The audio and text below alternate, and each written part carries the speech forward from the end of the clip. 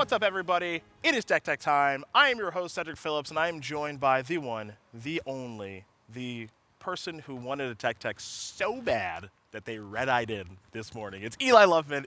Eli, how are you? I came here as fast as possible. And you know what? You made it just in time. And did you get on here? Did you get here via Parhelion number 2? I took it straight from the airport, yes. Okay, beautiful. That's a really nice ride you got there. I mentioned that card because you were doing something here this weekend that not a lot of people are doing, and I'm really curious as to why. It is Abzan Greasefang. We're doing Greasefangs. We're doing vehicles from the graveyard. We're doing a thing that we saw at the beginning of Pioneer, but we haven't seen much over the past handful of months. And I got one question for you. Why? So there are a couple reasons. Okay. One, I'm going to have to give a lot of credit to the Team Handshake captain, Tangrams, or David Inglis, as his real name is. He did a lot of work in kind of fixing the structural problems that this deck had. And two, we are expecting not a lot of Arclight Phoenix, so that means that our worst matchups kind of out of the metagame, and there's not going to be a lot of graveyard hate, is what we are kind of planning on with this deck choice. All right, so we're doing a little bobbing and weaving. We're making some guesses on exactly what you think is going to happen, and if you're right, it could be a huge weekend. Now, as we know with Abzan Greasefang, Greasefang's the name of the game. Going to get that Parhelion that you flew here on your red eye in onto the battlefield and kill your opponent with it as quickly as possible. You've got some other, obviously, vehicles in Sky Sovereign and Seeker's Chariot, but let's talk about ways to get these vehicles into the graveyard. Rafine's Informant is number 1, and obviously, Scraphood Mutt is number 2. What is this thing doing to your deck? Yeah, we on the team like to say that it has that dog in him. Yeah, basically this is just a bad Rafine's Informant, but Rafine's Informant is so good we wanted more. Okay. And we do have some mana confluences. We can unearth it. Yep. It does come up. So it's just kind of an extra effect. Okay, so we're going to go kind of double down on Rafine's Informant with a colorless version of this card. Makes some sense. We got the Can't Stay Away. We see that card in varying numbers in this archetype. A card that we also see in varying numbers, and you're playing the maximum number of this card, is Witherbloom Command. A lot of modes, a lot of options. Why are we playing the full 4?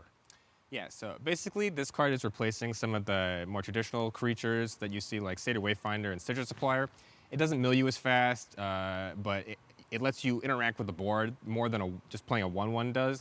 You can remove an opponent's hate piece. You can kill their mana ramp like a Wolfo Haven or a Llanowar Elf. You can get their pressure out of the way with the -3/-1. Okay. So it kind of just lets you play a more normal game plan as you're milling yourself and hitting your land drops and doing all the good stuff. So kind of some added benefits when you're still trying to do the normal thing that your deck does anyway. Okay, Thoughtseize, Grizzly Salvage. Those cards, again, we generally see in these decks. And then this mana base, you know, you're a 3-color Abzan deck, so you're going to have plenty of dual lands, and the mana's going to work pretty darn well. But you've got some 1-mana green spells here that we oftentimes don't see in Traverse the Uvenwald and Vessel of Nascency. These kind of work in tandem, so let's start with Traverse and what you're trying to do with this powerful Delirium spell. Yeah, so the reason for Traverse's inclusion is we cut all of the milling yourself creatures, so there's not any fuel for an Eldritch Evolution, which is the normal card that you see. So we replaced it with this. It's a little bit more expensive to get your way up to a Greasefang because you have to pay 1 and then 3 instead of just 3. Sure. But it gets the job done just as well. You need redundancy for this deck to work. And the Vessel, which is an enchantment for the Traverse and also does some milling. These two were kind of a tandem in Standard many moons ago, and it looks like they're back together again. Yeah, so just like Scrapwork Mud is a worse Rafine's Informant, Vessel is a worse Grizzly Salvage. It doesn't get you as far, but we still need a lot of ways to find our Greasefang, and this one you can get any kind of permanent, so Greasefang is among them.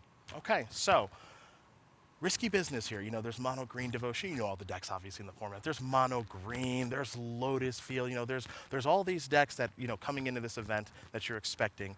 Your expectation here is it sounds like there's very little to no graveyard hate and no Phoenix. So you're trying to prey on that here this weekend, is that correct? Yeah, so we're kind of trying to, a lot of cheap spot removal from the Phoenix deck, that's gone. Okay. Graveyard hate from people trying to beat Phoenix, that's also kind of gone. So we kind of spotted this hole in the metagame and we're trying to exploit it, hopefully. And ideally, if no one's able to stop you from doing the whole Greasefang thing, you win pretty easy, right?